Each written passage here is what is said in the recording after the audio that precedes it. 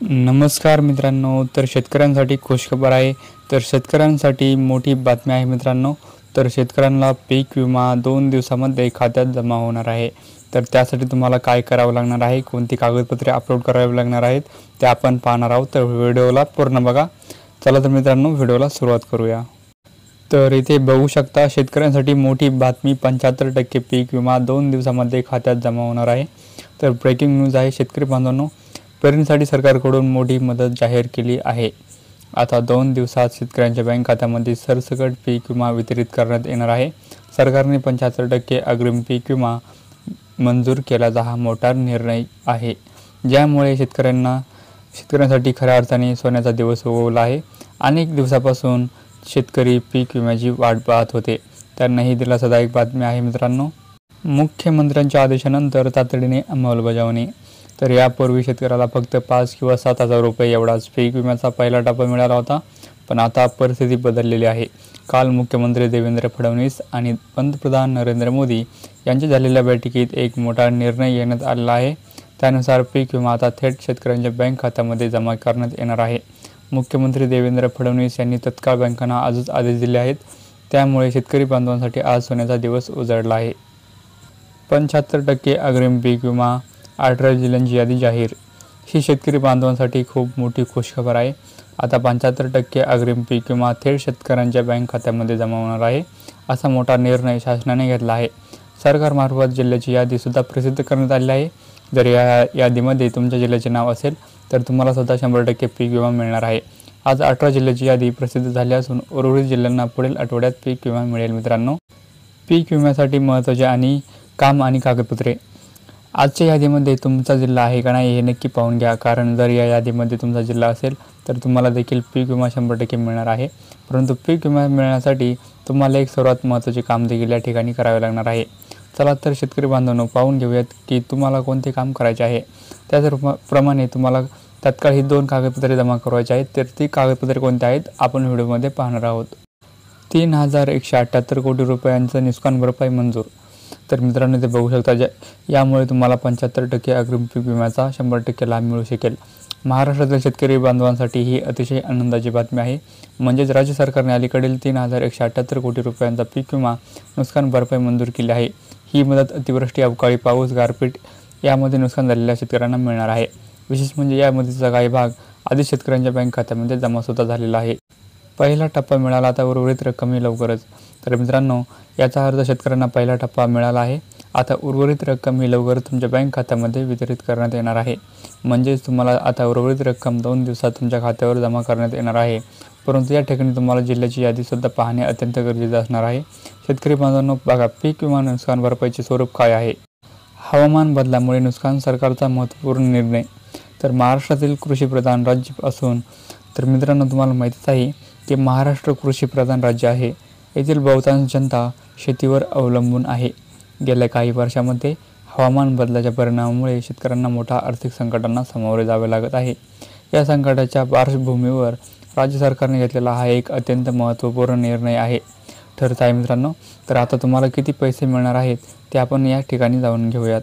तर शेतकरी मित्रांनो, 75% अग्रिम पीक विमा अंतर्गत या योजनेअंतर्गत पात्र शेतकऱ्यांना सरासरी हेक्टरी 13,000 रुपये मिळणार आहेत मित्रांनो। हेक्टरी 13,000 रुपये मिळणार। तर शेतकरी मित्रांनो, तुम्हाला हेक्टरी 13,000 रुपये पीक विमा मिळणार आहे। ही महत्त्वाची अपडेट आहे। शेतकरी मित्रांनो, पीक विम्याचा जो काही पहिला टप्पा होता त्यामध्ये शेतकऱ्याला खूप कमी, जसे की 1,500 रुपये प्रति हेक्टर एवढेच पैसे मिळाले होते। म्हणजे 4 एकर शेत असेल तर 6,000 रुपये याप्रमाणे हे पैसे आलेले आहेत।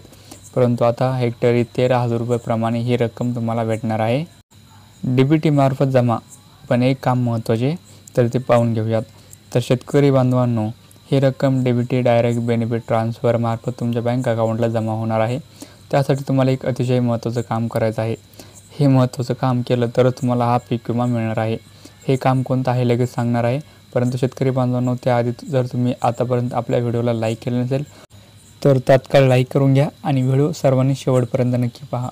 KYC करणे अनिवार्य, जेणेकरून सर्व माहिती तुम्हाला व्यवस्थितपणे समजेल। मित्रांनो, हा पीक विमा तुमच्या खात्यामध्ये जमा होण्यासाठी एक अतिशय महत्त्वाचं काम तुम्हाला या ठिकाणी करावं लागणार आहे, तरच ही रक्कम तुमच्या बँक खात्यामध्ये जमा होईल। महाराष्ट्रातील सर्व विभागाचे नुकसान भरपाईची वाटप सुरू आहे मित्रांनो. तर म्हणजेच मित्रांनो, जेवढे काही विभाग आहेत सर्व विभागामध्ये या ठिकाणी नुकसान भरपाई पीक विमा मिळणार आहे. विभागानुसार मदतीचे नियोजन.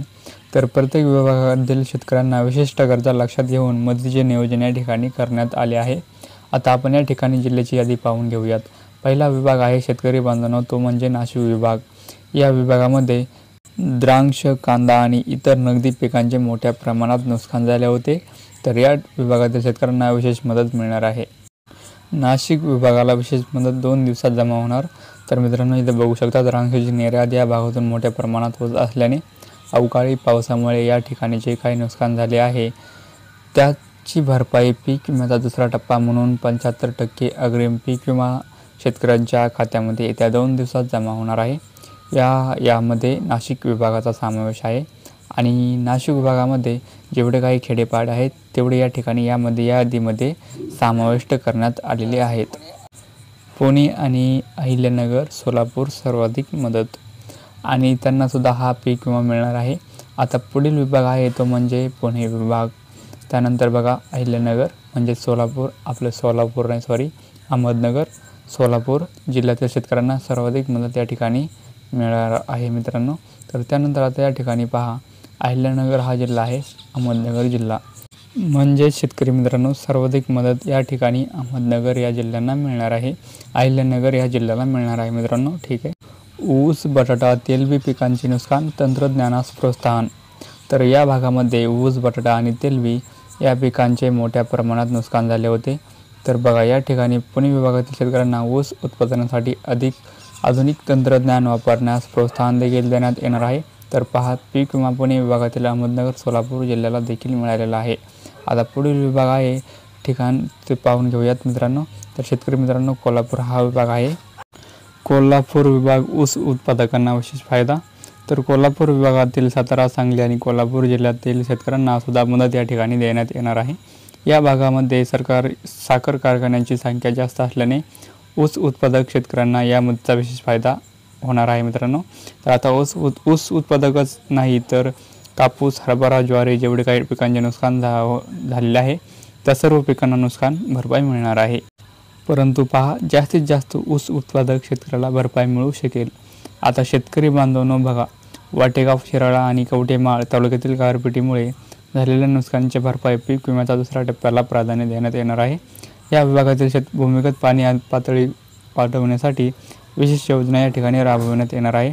परंतु पहा, आता या भागातील शेतकऱ्यांना पीक विम्याचा दुसरा टप्पा येत्या 2 दिवसामध्ये जमा होणार आहे.